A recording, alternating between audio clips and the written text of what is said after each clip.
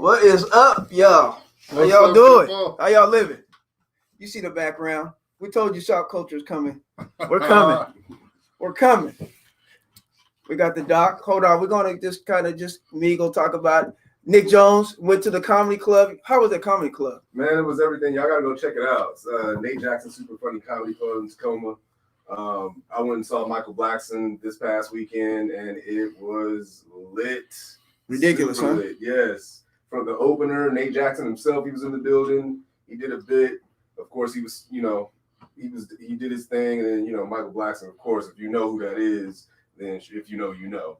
Yep. But it was dope. What's up, Keith? Keith in the building.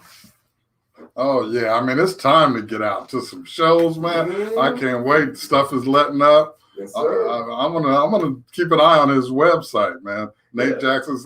I hear it's a nice setup, and I'm just waiting for Dion Cole, man. That's my guy. They got Tommy Davidson coming through. Oh yeah. DC Young Fly. Those of y'all who know who that is from 85 South and New Canada's Wilding Out. They got Mark Curry who's up here last weekend. Mm-hmm. So yeah, man, they got some talent coming through. Yep. What's going on with it? We got a blank screen going on. Let's in that. How about that? I was playing with you guys. I'm clowning. How you guys doing? Welcome again. This is Shopkulture. Man, the backdrop. Man, that's beautiful, ain't it? It goes to show you. Seattle waterfront. Man, gorgeous.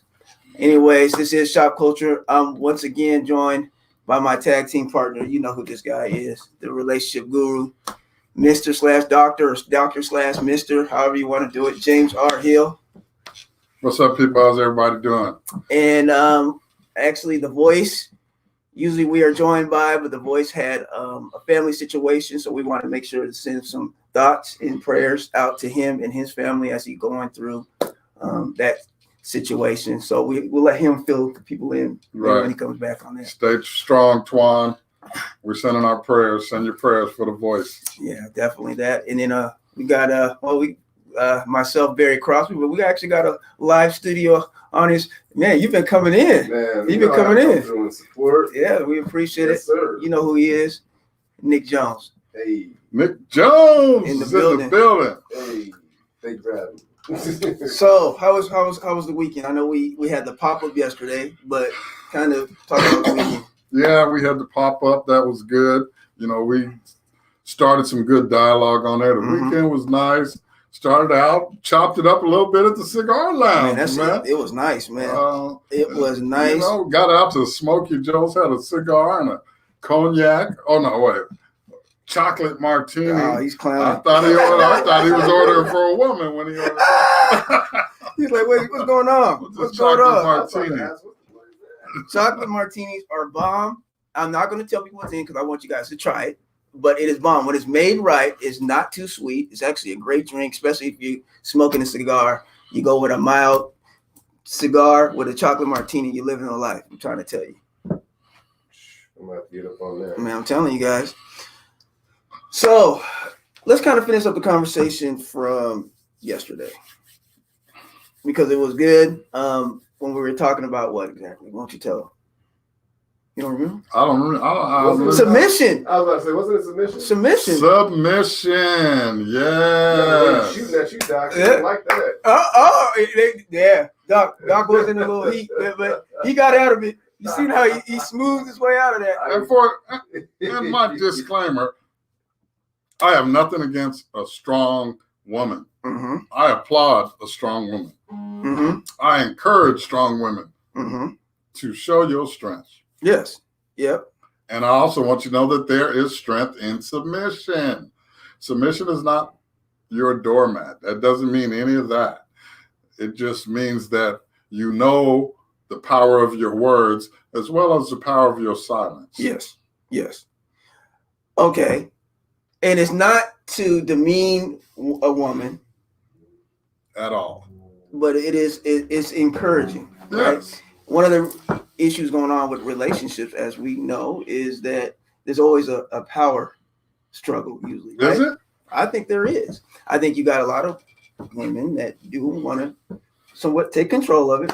They say, hey, I want to submit, but maybe they don't know how to exactly submit. That's a good point.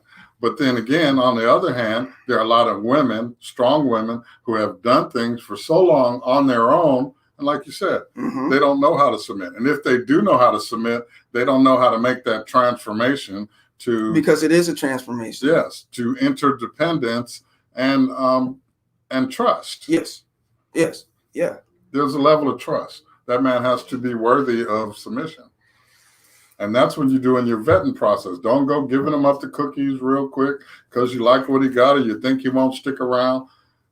Vet him, get to know him. And I say the same thing to the fellas. Get to know her before, you start dipping in the cookie jar, because that's how you actually build a connection with someone. And you'll know if you're a man that expects a woman to be submissive, to submit at times when necessary, you have to know who that woman is. Absolutely. Absolutely.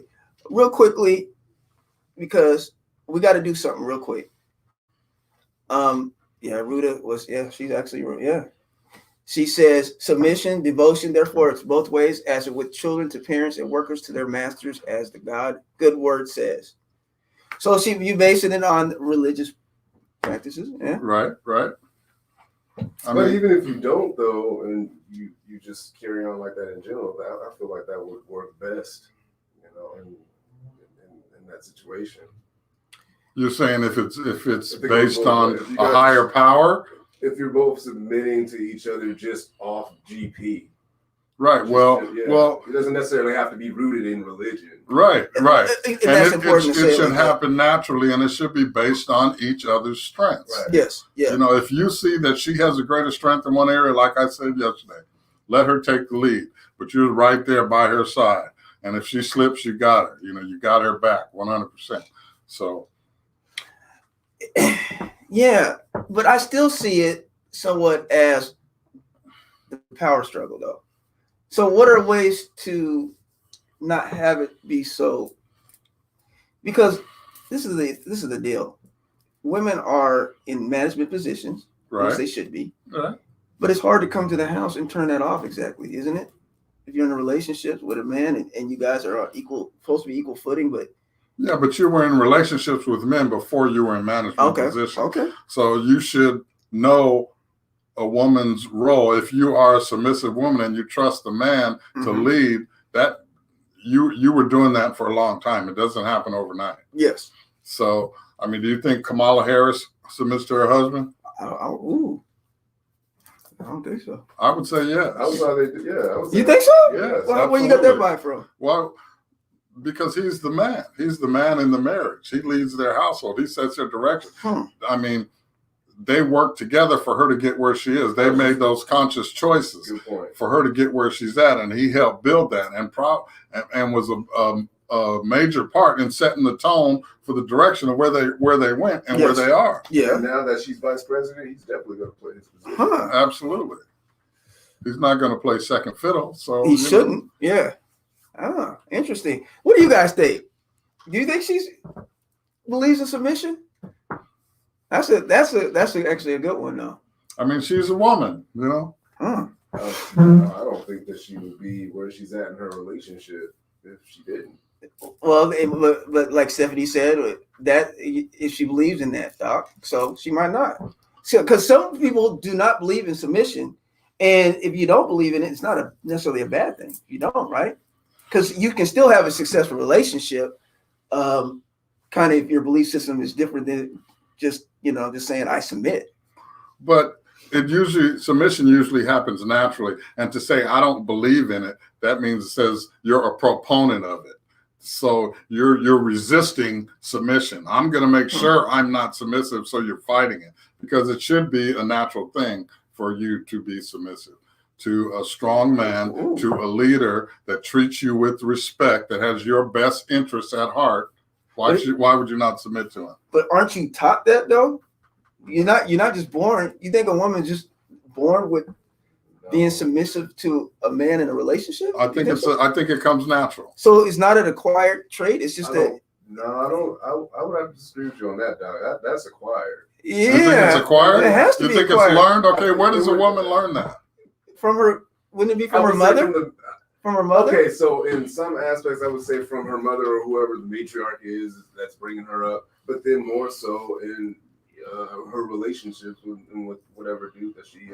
It should have fostered some of that learned right that right. behavior. Okay, I don't think you're automatically she's born with she's understanding. going to learn who to be submissive to through her trials and tribulation, trial and error throughout the men that she dates. Right. And then when she gets to quote unquote Mr. Right, and he starts showing her all of those things that you just laid out, Doc, then that's where I would say, okay, I'm going to go ahead and be submissive. But it's not a decision. You're not going to flick that switch and say, okay, tomorrow I'm going to be submissive.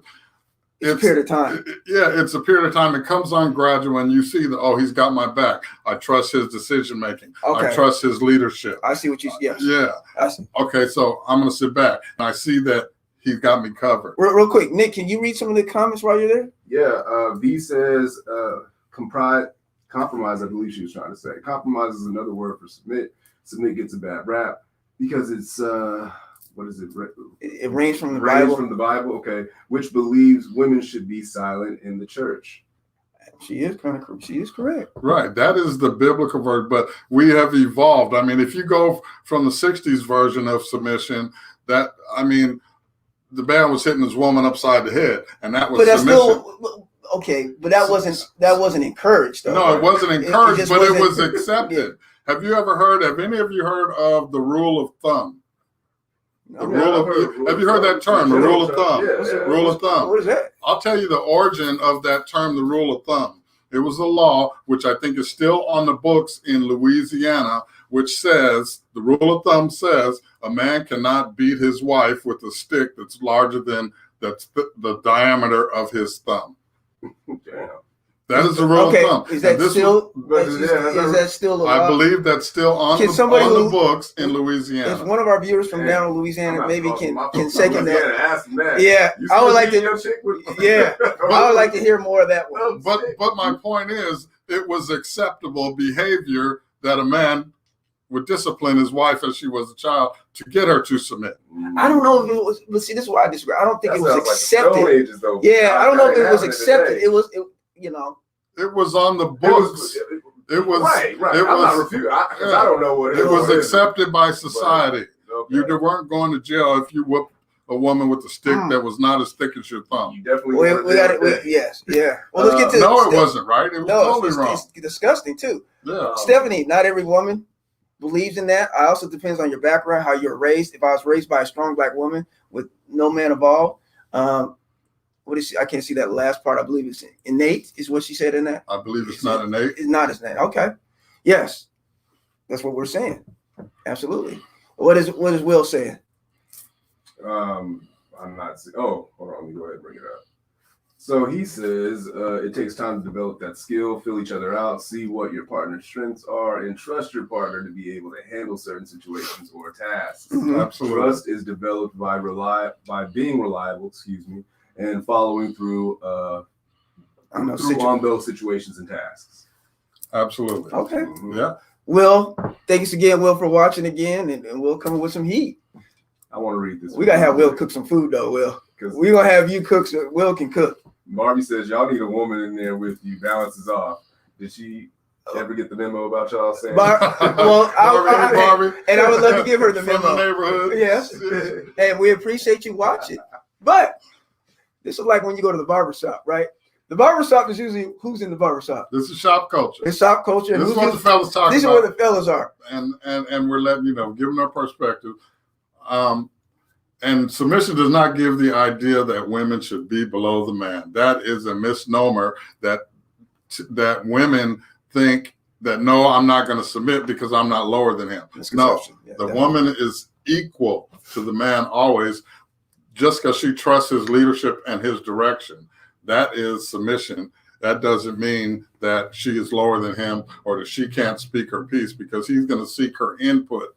You're going to look for her knowledge. You're going to bring out her strengths, and you're going to let her exercise her strength. And you are also going to support her in her strengths and her endeavors. Yes. Submission does not belittle the woman. And it's dual submission. Absolutely. I was gonna say, isn't Dual it safe submission. to say that men submit to their women too? You're supposed to, absolutely, Yes, in order to have the You gotta successful. really break that stigma down in that word, because I know when women hear it, they often go to slavery, Right.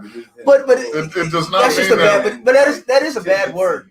But it is a bad when you look at the context in American It has a culture bad, around it, yeah. in history. it has a bad stigma in American culture, yeah.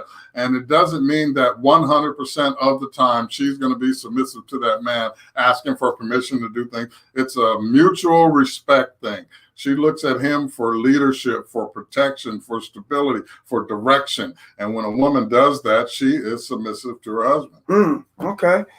There's nothing wrong with V that. says, let me see here. I used to get my hair done in the barbershop. All I saw was guys checking out every woman coming to get a haircut. You went to wrong shop. Barry's barbershop. Wait. Barry's barbershop. We don't do that. And we have a lot of women clients. And fellas try to be respectful of their conversation when they're women. Exactly. And you know, watch your language, your mannerisms, all that. It should go without saying too, though. William says, give and take. That's why my marriage has been going on since 2004. Wow. Congratulations. Absolutely. You got to give and you got to take. You got to know when she has greater strengths but than he's you in cheating. the marriage. He's cooking too. I seen him. He's cooking. He's putting it down in the kitchen. Okay. So let's move on. And once again, guys, and all the viewers, we want to thank you guys for tuning in. This is Shop Culture once again every Tuesday at 8:30. So again, thank you guys. But let's get into the topic at hand. We were actually talking about what on Friday night. We had a long conversation about when you're actually in the fire, when you're actually arguing with your significant other. When things get heated, it gets tough, and you want to get out that house. You want to get away from them. But what are the proper ways of resolving? First, you have to de-escalate. Okay. What are the tools that you use that are needed to de-escalate a situation? Before you can get to conflict resolution, you have to de-escalate. You got to put the fire out. You got to have steam rising. You can't get anything done in the midst of a fire. Mm-hmm. Number one, take a breath. Step away from each other for a minute. Okay, so what's a minute? Is it exact science? Or no, it's not an exact science. It's a case-by-case basis on what it takes. When you get to the point of saying something out of anger that you with intention of hurting your partner, it's time to be silent. Take a step away. If you need to go out, smoke a cigar, have a drink, take a walk, whatever it is, 10, 15, 30, 45 minutes, whatever it takes. Then you come back. And more often than not, you're coming back apologetic because you said something out of anger that you didn't mean to. De-escalate that situation. And when it comes to de-escalating, there's a lot of things that factor in. Body language is a big one. Tone of voice is a big one. Okay. Someone has to be the one to say, okay. Someone has to be the bigger person. Because in an argument and a disagreement, you want to come to a common ground some way to get to a resolution. You don't go into a disagreement saying, with the attitude of, I want to win this argument. Okay. I want to come out on top. Because if you win, then your partner loses. And do you want to put that on your partner? Let's ask the viewers, what do you guys think about that? Is that a good first step? Let's marinate on that. Nick Jones, what's your take? You think that's a good first step? Yeah, most definitely. I've been in that situation before with my first ex, where I didn't have all those tools that you just laid out, Doc, and I would just go about it in a careless, and I was emotionally unintelligent in that situation, so I was just going about things all wrong. We would go at it and immediately just start throwing darts at each other, But that's what happened when you get in arguments. Right. And at that point, you're on the battlefield. Yeah, on the battlefield. And when it escalates to that point, nothing gets accomplished. But insults and feelings get hurt. And whatever you started talking about gets lost in the smoke. Quick question. Because a lot of times with arguments, right? I think people always want to look at it as a win or loss. Is that the wrong way of taking it? That's the wrong way of looking at it. Yes. Wrong way of looking at it. Wrong way. Totally wrong. And Gina, hey, Gina, how you doing, Gina? She said, yes, de-escalate. I agree with James. Okay, let's go to step number 2. Step number 2 is the conflict resolution. Once you get to the point where you're de-escalated, put your guard down. Because this is the person that you love. This is the person that you want to show that I'm not here to hurt you, and I don't have my defenses up against you. Okay. Show some vulnerability, and that helps to de-escalate the situation, and the boxing gloves come off. Isn't that hard for men to show that softness?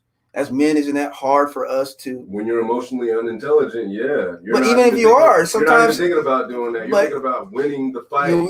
As an alpha male, because usually men, yes, yeah. Usually men are alpha males. If you're listening, if you're thinking about winning the fight, well, guess what? You win, she's got to lose. Do you want to put that on her? Some people say happy wife, happy life. I say happy spouse, happy house. Okay, well that's why he's the doctor and I'm the barber. So there we go. Men have to be happy too. Can you read what William says? Yeah, he says, "Yep, in conflict, my wife gives me the silent treatment. I can tell when she's mad by just reading her body language and facial expressions. That's when I know I got to go away for a couple of hours to de-escalate." So there you go. So he's basically saying the similar things as step 1 that you said, right? In terms of he understands, he knows his wife body language, and then taking some time apart. Right, take some time apart, and then now when you come back, you have to address this elephant that's in the room.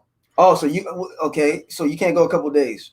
No, that's never good. That's never good. Well, if you're upset for a couple of days, no, don't take that.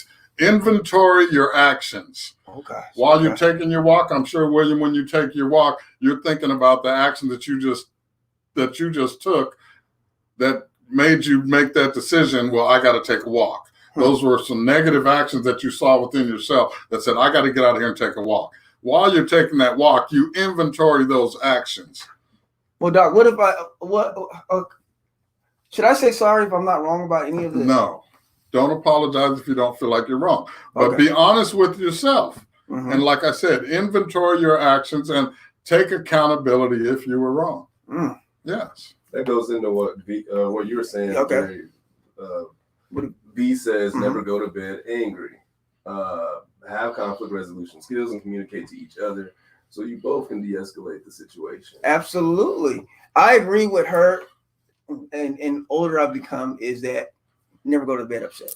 Right. It's a bad. And with that, you can't. If you don't go to bed angry and you're able to filter through all of that, well then that right there ultimately voids out holding on to whatever it is for. Well, at least it's something else, because when you're holding on, then all of a sudden the fight gets even more intense about something that is not even the topic or the subject that we're upset about, and it evolves into something else, and things start to build. So you have to, when you come back, you want to get to the conflict resolution phase. What is that?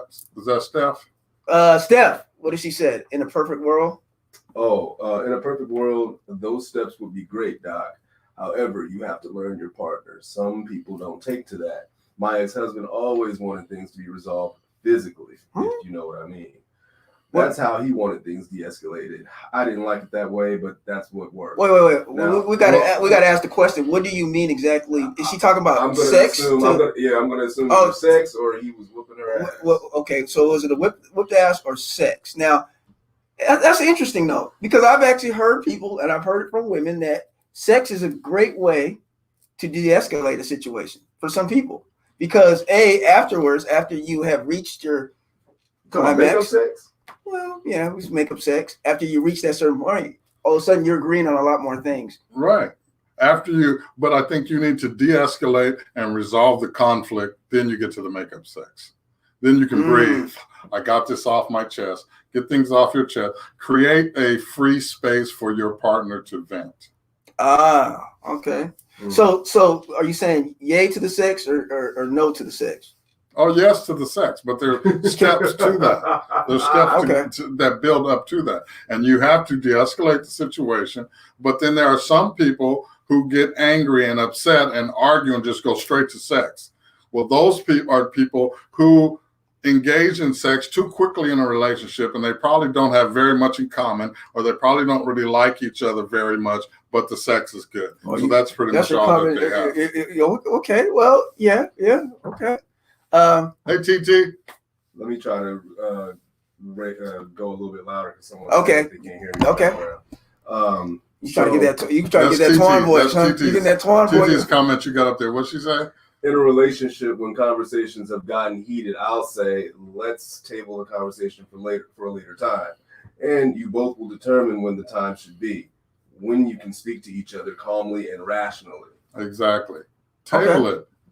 Remove yourself from the situation, but don't go on to other activities, letting this fester in you. You have to create a space. You have to come back to it. Well, shouldn't it be a time set though? Should it be like in a 24-hour period? Because you can come back to that conversation. For some men, coming back to the conversation is 2 days later or 3 days later. But are you still angry with that whole time?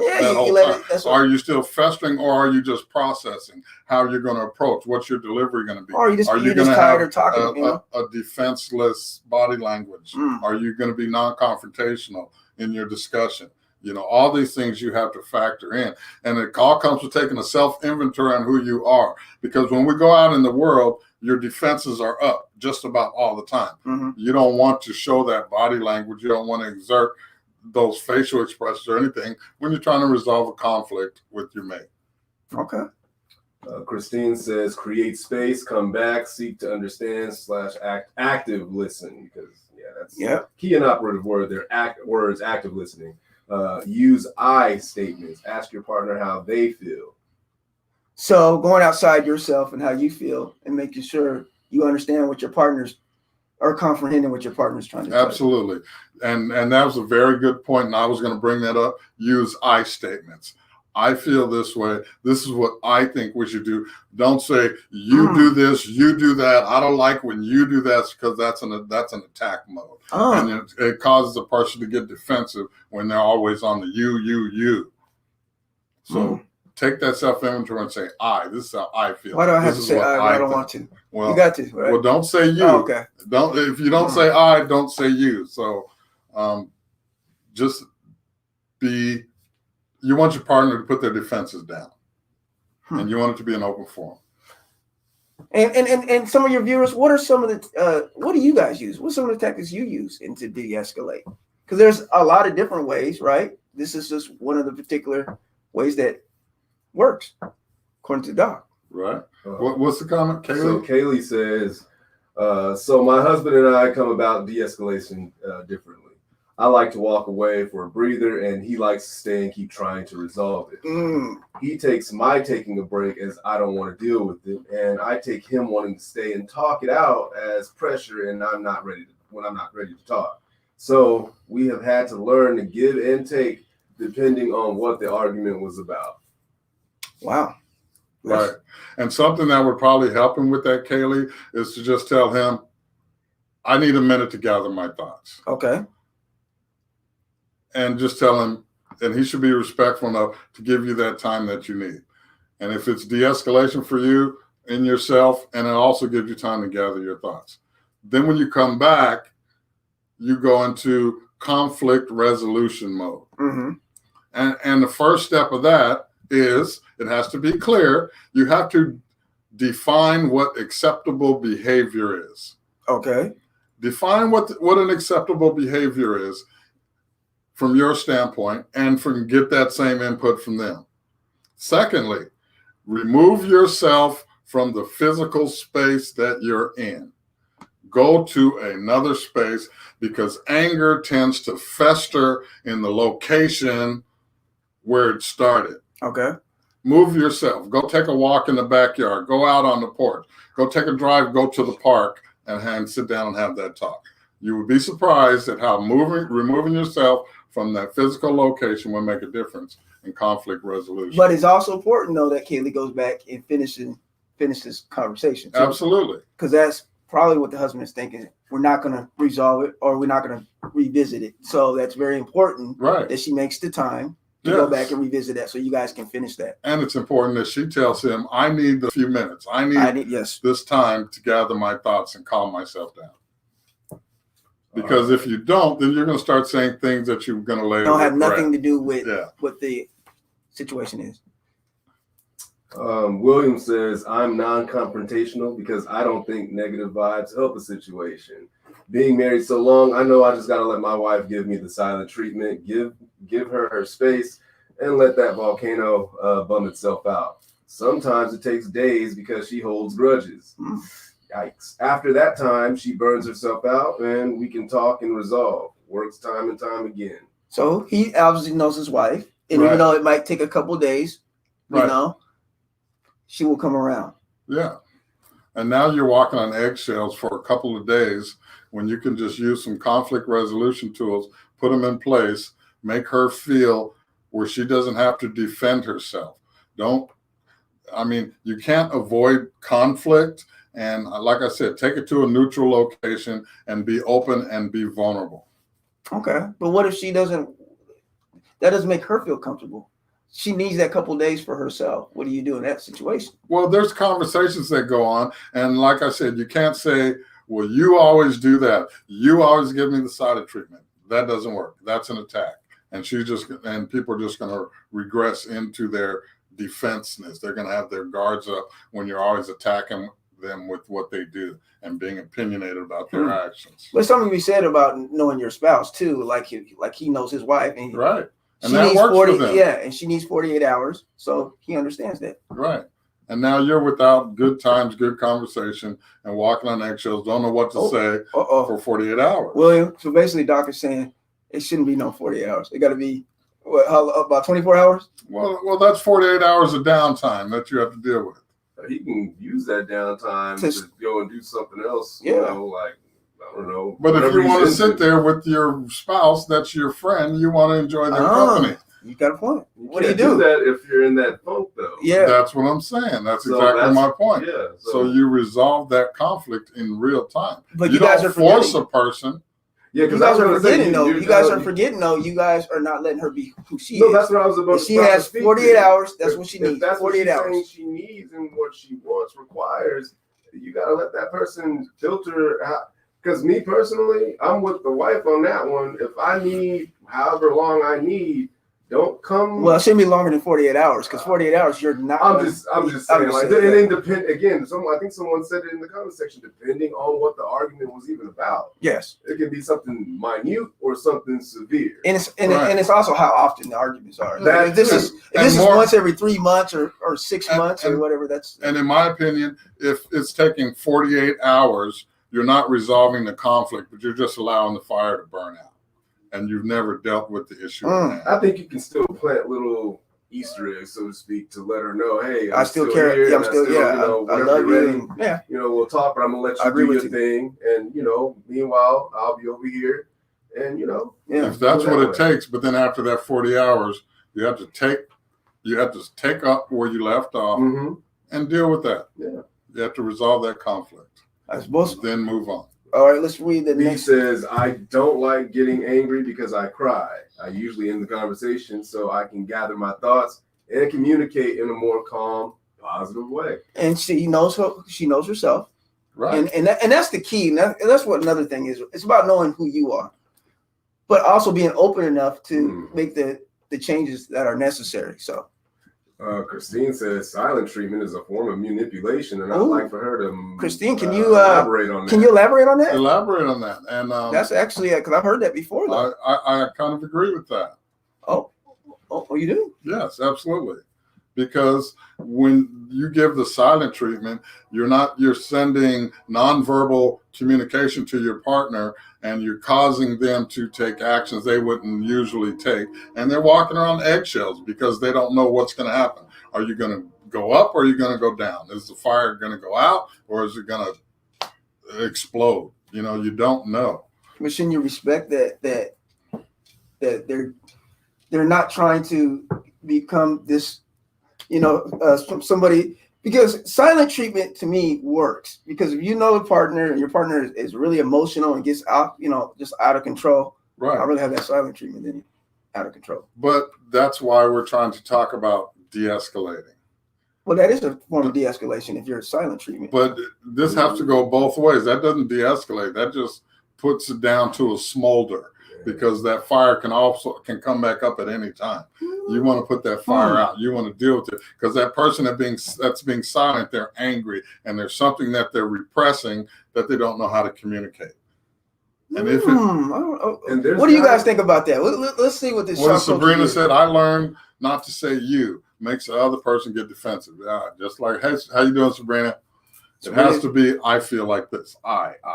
Great point, Sabrina. Yeah. There's got to be some form of communication. You can't just do the whole silent treatment thing. Well, okay, but how long is the silent treatment? Again, it's always dependent on time. And okay, well, V says silent treatment is never good. Be sure the problem is not resolved. I totally agree with her. Okay.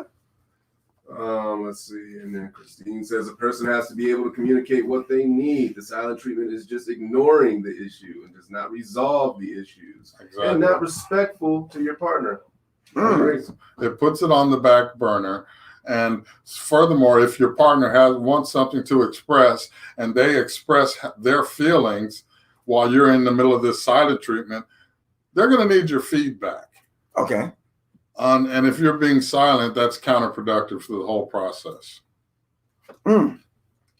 William says going in too early can be like pouring gasoline back onto the fire. See, again. It could be, William, but when you go in, I mean, you have to talk about it, but not in an attacking way. I mean, always bring something positive to the person. You know, let them know you're a good person. You do this well, and you know, Larry is hilarious. You bring out positive things, and to get them to relax. Don't come out with you always do this, and this is the problem because you. No, bring out some positive traits about them, and then let them know how important their input and their feedback is to you. Then share your feelings. Okay. I was laughing because you said, I know you're a good person. Well, I hope you're a good person, right? Well, if I'm with you, I hope you are a good person. That's my point. Okay. Yeah. Words of affirmation. Yeah. You ain't lying about that one. I need you to know you're a good person. Just not at this moment. You're not good at this moment. Right. Sharita Reed says delivery matters. Absolutely. How you doing, Sharita? How you doing, Sharita? Yes, delivery is very important. And that delivery means facial expressions, body language, tone of voice, including the words that you use. And you are a good person. I'm using that now. You're a good person. I'm crazy about you. I love your personality. And I need to hear your input. You know, that's going to put them at ease. Well, you hope so. Man, let me ask you, how do you deal in situations like these where conflict resolution is needed? Or do you even deal at all? Or do you laugh like you're doing? No, I use my charming personality to be able to de-escalate. I mean, you know, every situation is different. You know, one of the things I always say is I struggle with communication and being able to effectively communicate certain things. I get upset and walk away and might not ever come back. That's not how you deal with it. Right. So you have to use and you have to be able to be open to different ways of trying to figure yourself out first. Before you can figure out your partner. Right. And then if something if something makes sense to you, I mean, if you're sharing a statement, you're sharing your feelings or your view, there's nothing wrong with asking, does that make sense? Mm-hmm. Ask, because you want that input. Use that term often. I agree. Does that make sense? And if it doesn't, they're going to give you feedback. No, that doesn't make sense to me. And they're going to tell you why. That's and they're going to give you an alternate perspective. It's very condescending. But it's not condescending. It is condescending. And it also gives you clarity that they're understanding what you're saying. Well, and they're not just listening to your words in one ear and out the other. If you say, does that make sense? And they tell you what they got out of that. I see what you're saying with that, but I mean, how does that not condescending? I see where you're coming from, Barry. Because I think when it comes down to tone of voice, and mannerisms, right? Yes, body language. A certain tone, asking, do you get it? Do you understand? Like, you know, you can be condescending in that way, or you can be like, so do you understand? You don't say, does that make sense to you? Okay. You say, I'm making sense. If I'm not, does that make sense? You can say it like that. Yeah, am I making sense? Okay. Does that make sense? Yeah. You know? So what do you guys think? Condescending? Not condescending. There you go. And read body language. Not only be conscious of the body language that you're giving off, but read the body language of the person that you're communicating with. Mm-hmm. You know if they're open to hear what you have to say, if they go from this to this. I mean, because this is closed. This is saying, I don't want to hear nothing you have to say, and it better make sense, and you better choose your words carefully. Well, that or the heavy breathing. When you hear the breathing, you know what I'm saying? Because there's some people that really, they're so tense, right? That it's just coming out like, hey, relax. You got to be able to relax. And wrong word. You can't. You shouldn't use the word relax. No, that's like saying you need to calm down. What do you say? Nick say relax. I was gonna say that too. Like, you need to relax. Yeah. No. You better be tearing my house up. You understand? Nick is going on. Nick, slow down, Nick. Back to the relax. You shouldn't. Why shouldn't you use relax exactly? What word should you? Yeah. Put it on yourself. Put it on yourself. I need to relax. I need to find a way to change the tone in this conversation. Put it on yourself. You need to relax. You need to find a way to change the tone. Yeah, but you need to let them know that the tone of this discussion needs to be changed, and it's on me. I need to find a way to change the tone. Give me a minute. I'll be back. Wow. Okay. Even if they're the one? Even if they're the one. Absolutely. Really? Yeah. Or you could say, this tone needs to change. We need to take a break. Yeah, I agree with that. The tone needs That's to more change. of a. Let's walk away from it. You earlier said we shouldn't say sorry unless you mean it. So absolutely. If you're not apologetic and it's not sincere, why give an apology? Okay. Rakita, I hope I'm saying that right. She says, I say that all the time. I say that all the time. Does that make sense? Meaning, do you understand my point of view? Right. And is my perspective skewed?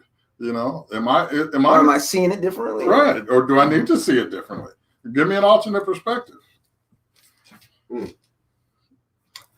Boy, these are this is one of those conversations you can just kind of just sit back and just marinate, let it kind of, because there's so many different ways to that you can go wrong with argument. Absolutely. And you need to first check yourself. Do you want to resolve or do you want to fight? Do you want to fight, or do you want to get to the bottom of what? Or do you want to be right? I think is most of the times when people want to. That was something that I had to personally learn. You know, you can't be in this trying to be right all the time. Right. Absolutely. As long as I know I'm making sense, you know, I'll be able to talk about it. I just recently happened. Girl that I'm dating right now, we were on the phone debating something, and it felt like it was about to turn into one of those arguments. I just felt it, and then it kind of did, and then I was like, okay, you know what? This is now a non-versation. It's non-productive. Right. Let's revisit, because right now I'm on edge, and I'm about to say some things.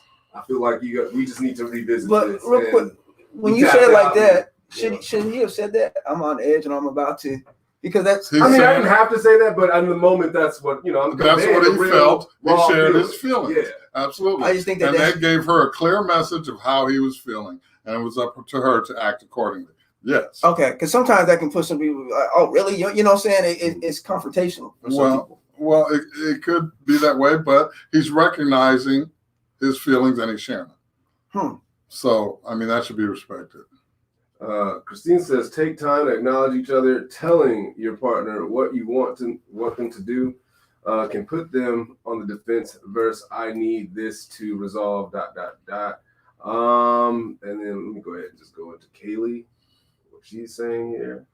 Okay, so how long do you all feel about an argument that goes nowhere, and do you agree just to disagree? You have to give each other the right to disagree. You're both going to have your perspective. Absolutely. Just because you have alternate perspectives, and don't think that if a person has a different perspective than yours that they think you're wrong. Mm-hmm. And obviously they can't say that they're right because their perspective. That's where you give each other the right to disagree. Absolutely. Yeah. You have to have that right to disagree. And sometimes it's not about right or wrong too. Right. It's not. It's about perspective. Yeah, absolutely. let's see, and take time to acknowledge each other. That's a very good one. Yes. Telling your partner what you want them to do can put them on a defensive.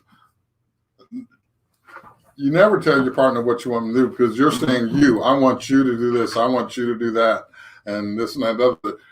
That's what I said. You say I. This is what I feel. This is what I feel I need to do. This is what I feel is a solution to this. This is how I feel we can resolve this. What if someone was to throw a curveball at you and say, well, I feel like you're just making this about you when you say I. What about me? I'm part of this. And that's when you ask for their input. Well, let me hear what you feel. Okay. I'm telling you what I feel. Let me hear what you feel. This is what I feel. It's not necessarily right. I want to be respectful of you and not to assume or not to put demands on you what I want you to do. So this is what I feel I should do. This is what I feel will resolve it. Let me know if you agree with that or not. Okay. So let's go over the steps one more time as we finish this topic, because this is important that people, understand. Right. Yeah, this is going to help a lot of relationships. Yes, because you have to possess these tools and use them properly. Just like a mechanic, he has to have his tools to get his job done, and he has to know how to use them properly. So, I mean, it really helps. It saves a lot of headaches. It saves a lot of relationships and marriages if you can de-escalate and resolve these conflicts. Okay. So the first step again? Define acceptable behavior. First step in de-escalating, remove yourself from the situation. First one. Come back, take your self-inventory while you're taking your walk. Okay. Inventory your actions. When you come back, don't let it fester. Address the elephant in the room. Was that two? No. Okay. To conflict resolution first. Define what you see as acceptable behavior. Okay. Secondly. Acceptable and respectful. Secondly, remove yourselves from the physical place where this anger, where this argument started. Okay. Remove yourself from that physical space. It doesn't seem like it makes a lot of sense, but if you remove yourself, if you're in the kitchen, walk out in the backyard. If you're go to a different physical location and have this discussion. It changes the whole tone of the discussion. Okay. Do not use you. Speak about I and how you feel and urge the person to do the same. I want to know how you feel. This is what I feel, and I want to know how you feel. Okay. So was that three? Three. Yeah. So, was there a last one? I thought it was. Was there more? We talked about a lot here. I could go on and on. Yeah. So we just gonna give you that three. You got to buy the book again. So you guys get the book. It is all good, guys. Remember, we appreciate you guys for tuning in to Shopkulture. Remember to like and share Shopkulture every Tuesday at 8:30. So, man, and men get pedicures now. Hey. We had that discussion. Yeah. Men, pamper yourself. Some women will take you and get you a mani-pedi. You got to keep your fingers and your toes. I mean, and that's okay. That's still there is nothing wrong with getting your manicure and your pedicure, fellas. Get it done, because your woman don't want those long claws scratching on her when she's in the bed. Wow. Them long toenails that haven't been trimmed in months. Ooh. I mean, because what you say, you're a man. Yeah, you're a man. Take care of your feet. It's good for your health. Take care of your hands. Especially if we want your woman to be all, you know what I'm saying? That's so right. It does make sense. She don't want no rough sandpaper rubbing on her. Go with your woman and do it. And that's gonna be something, and that's something you can do together. Right? Absolutely. So absolutely, guys. Let's get to any more questions. But you know what? We should get to the final the final take is okay, Sarita. She says, "Oh yes, I love seeing nice man's toes." Okay. And then she also said, acknowledge if you need a minute. State that. I really want to hear you when we talk. Good example.